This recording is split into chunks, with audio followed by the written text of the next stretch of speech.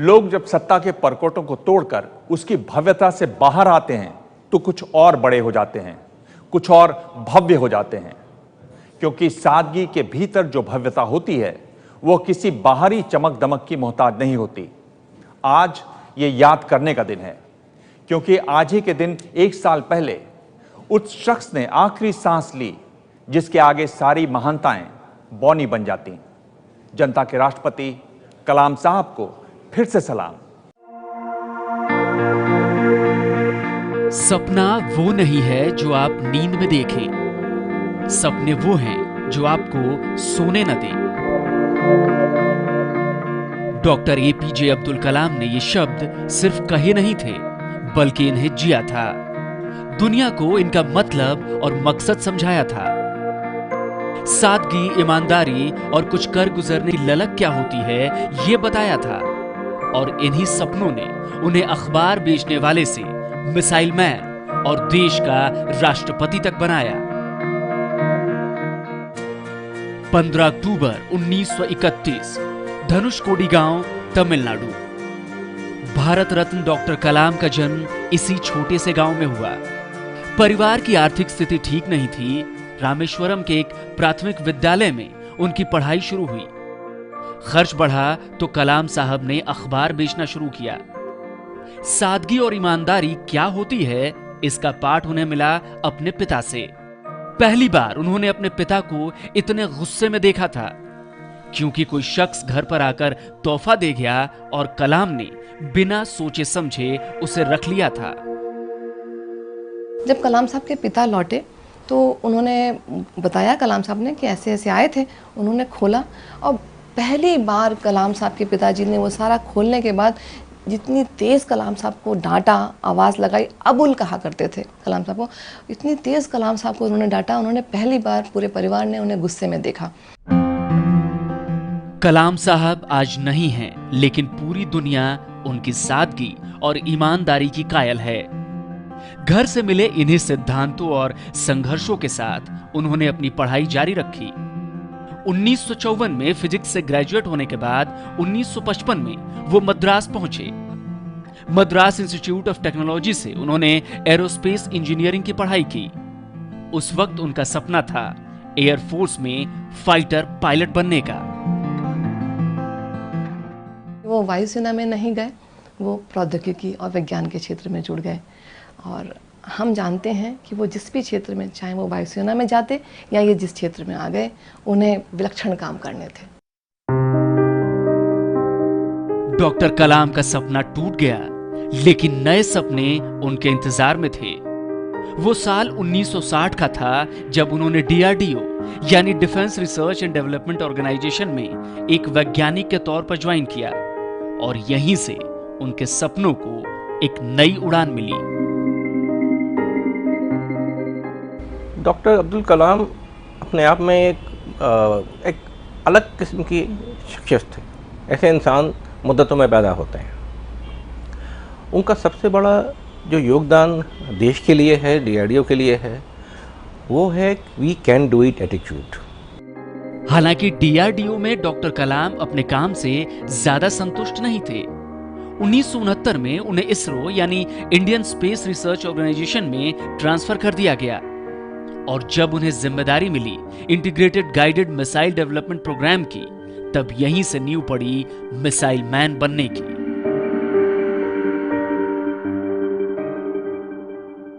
पांच अलग अलग मिसाइलें एक साथ बनाई, अग्नि, त्रिशूल, जो पृथ्वी, आकाश और नाग। एक साथ 10 साल के अंदर 5 मिसाइलें ऐसे देश ने बनाई जिनको कोई दूसरे लोग कहते थे कि भारत कुछ कर ही नहीं सकता, लेकिन उसके बनिस्बत उस डिफिकल्ट सिचुएशन में भी उन्होंने ऐसा काम किया। डॉक्टर कलाम के नेतृत्व में पृथ्वी, अग्नि, आकाश, त्रिशूल और सुपरसोनिक क्रूज मिसाइल ब्रह्मोस बनाई गईं। 1997 में भारत के प्रति योगदान को देखते हुए उन्हें भारत रत्न से सम्मानित किया गया। ये कलाम साहब की ही देन है कि भारत आज परमाणु हथियारों के निर्माण में सफल हो पाया है। ये डॉक्टर कलाम ही थे जिनकी वजह से 1998 में राजस्थान के पोखरण में भारत ने अपना दूसरा सफल परमाणु परीक्षण किया। शांतिपूर्ण न्यूक्लियर विस्फोट किया था उसमें हमें मालूम था कि हम कभी भी न्यूक्लियर हथियार बना सकते हैं। हम चाहते तो 74 में भी बना सकते थे।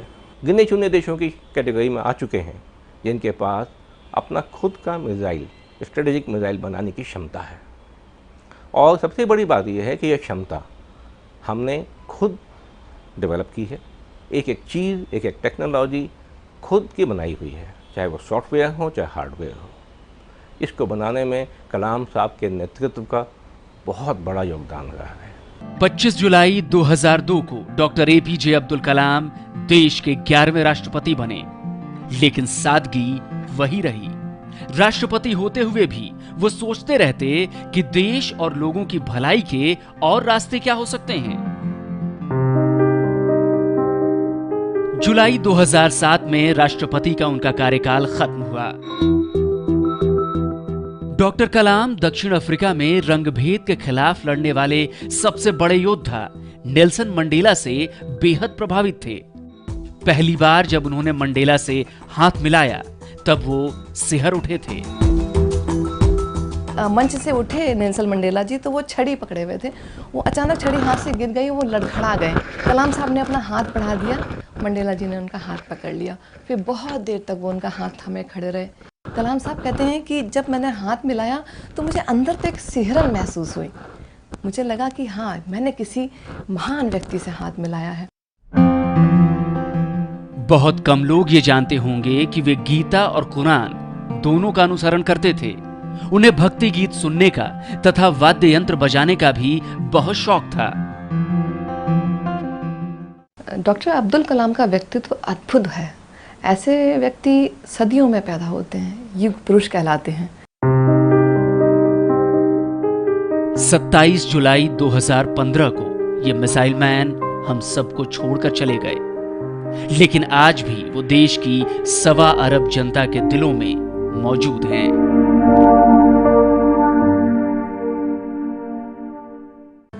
देश से भ्रष्टाचार दूर करने के लिए पिता, माता और शिक्षकों को अहम भूमिका निभानी होगी। ये डॉक्टर अब्दुल कलाम के बोल हैं। उनकी किताबें इस तरह की प्रेरणादायक बातों से भरी पड़ी हैं, तभी वो युवाओं में बेहद लोकप्रिय हैं। सूरज की तरह चमकने के लिए सूरज की तरह जलना जरूरी है। सपना वो नहीं जो आप सोते हुए देखते हैं, सपना वो है जो आपको सोने नहीं देता। किसी को हराना तो आसान है, लेकिन किसी को जीतना बेहद मुश्किल। ये डॉक्टर एपीजे अब्दुल कलाम के कुछ ऐसे मशहूर उदाहरण हैं जो आज भी लाखों लोगों को प्रेरणा देते हैं। मैं एक बस स्टैंड के आगे से गुजरी और वहाँ पे एक होर्डिंग था जिन पे उनकी एक बहुत ही ब्यूटीफुल सी कोटेशन लिखी थी। उसमें लिखा था कि dreams are not those which you see when you are sleeping, dreams are those which don't let you sleep.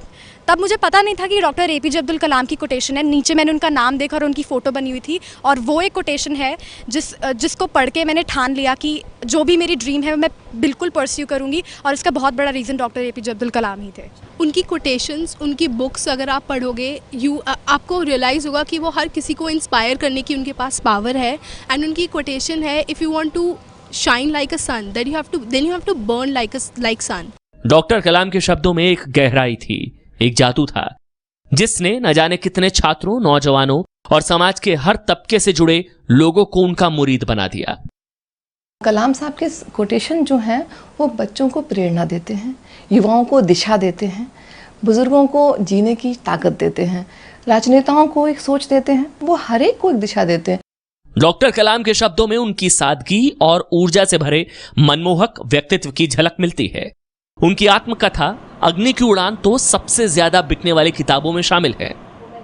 Arun Tiwari ji के कहने के बाद उन्होंने अपनी पहली पुस्तक लिखी अग्नि की उड़ान, विंग्स ऑफ फायर। और मैं आपको बताऊं, इस किताब की 10 लाख प्रतियां बिक चुकी, उसी वक्त बिकी, 10 लाख प्रतियां बिकी। और इसका हिंदी में अनुवाद किया प्रभात प्रकाशन ने अग्नि की उड़ान नाम से, जिसकी करीब 1.5 लाख प्रतियां बिकी। तो ये पहली किताब थी जो कलाम साहब ने लिखी। डॉक्टर कलाम की हर किताब ने लोगों के दिलों को जीता है, फिर चाहे वो बच्चों को समर्पित तेजस्वी मन हो, देश के बेहतर भविष्य की रूपरेखा बताने वाली भारत 2020, या फिर मेरी जीवन यात्रा। डॉक्टर कलाम अपने जीवन की घटनाओं को भी इस तरह पेश करते थे कि वो सबके लिए प्रेरक बन जाती थी। कलाम साहब ने अपने जीवन के सारे अनुभवों को, सारी घटनाओं को बहुत प्रेरक रूप से हमारे सामने रखा है। उन्होंने बचपन में की घटनाओं को भी कुछ इस ढंग से रखा है कि वो हमारे बच्चों के लिए प्रेरक बन जाती हैं। डॉक्टर कलाम की लिखी किताबों का युवाओं पर सबसे ज्यादा असर दिखता है। ऐसा इसलिए हुआ क्योंकि युवाओं के साथ उनका गहरा जुड़ाव था और वो युवाओं की तरह सोच सकते थे।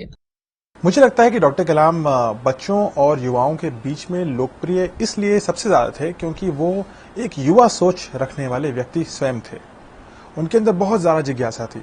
कई बार ऐसा होता था कि जैसे हम लोग रोज ऑफिस में उनसे सुबह सुबह मिलते थे तो वो एक कागज अपना पढ़ के लेकर के आते थे, बोलते थे देखो मैंने आज ये नया सीखा, और फिर मुझसे पूछते थे तुम बताओ तुमने क्या नया सीखा।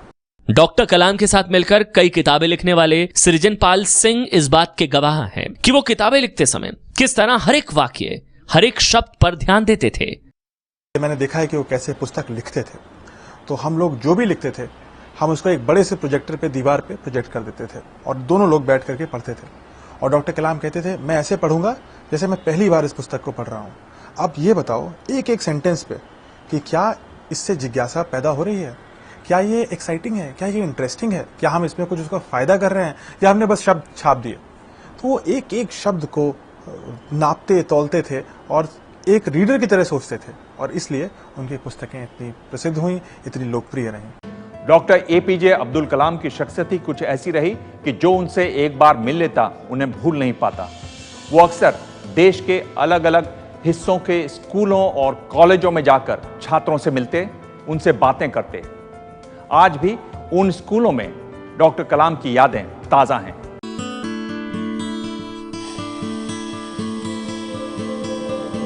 डॉक्टर कलाम अक्सर बच्चों से कहा करते थे कि 4 बातें खुद से करो। पहला, मैं सबसे अच्छा हूं। दूसरा, मैं ये काम कर सकता हूं। तीसरा, चैंपियन था और हूं। और चौथा, आज का दिन मेरा है। April 2012, Rukmani Devi public school, Pitampura, Delhi. Doctor APJ Abdul Kalam यहां बच्चों से मिलने आए थे। आज भी स्कूल के लिए वो पल ऐतिहासिक है। 4 साल बाद भी अपने पसंदीदा राष्ट्रपति की यादें छात्रों के बीच ताजा हैं।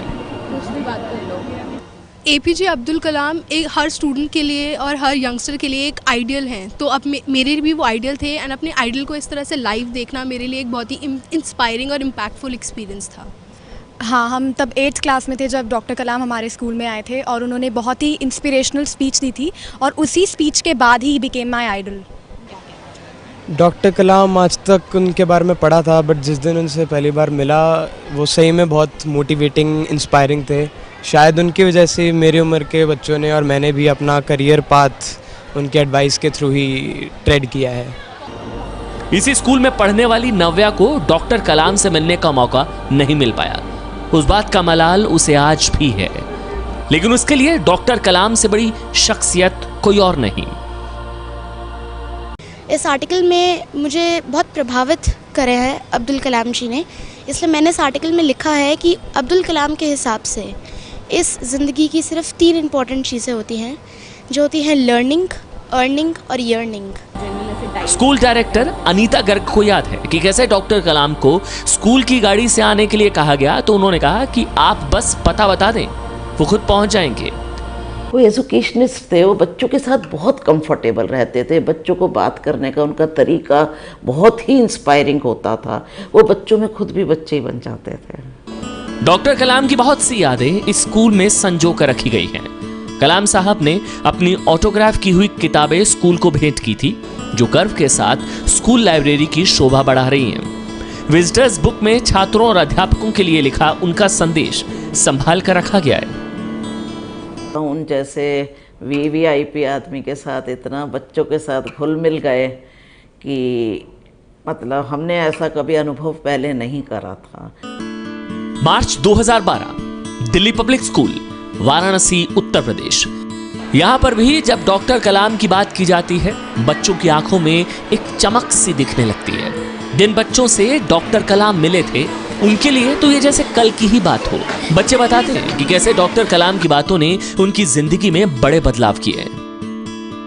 हम आज भी वो दिन भूल नहीं सकते।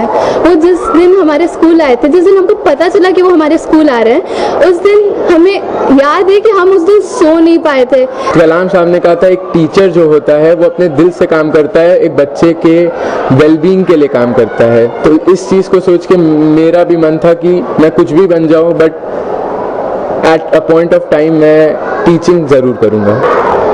उनकी बातें इतनी अच्छी होती है, मतलब उनकी बातें वो दो लोगों को मोटिवेट करती है, इन्फ्लुएंस करती है। जो उन्होंने बोला था हमारे स्कूल में कि हमको अपने पसंद के लाइन में जाना चाहिए, अपने पसंद के प्रोफेशन चूज करना चाहिए।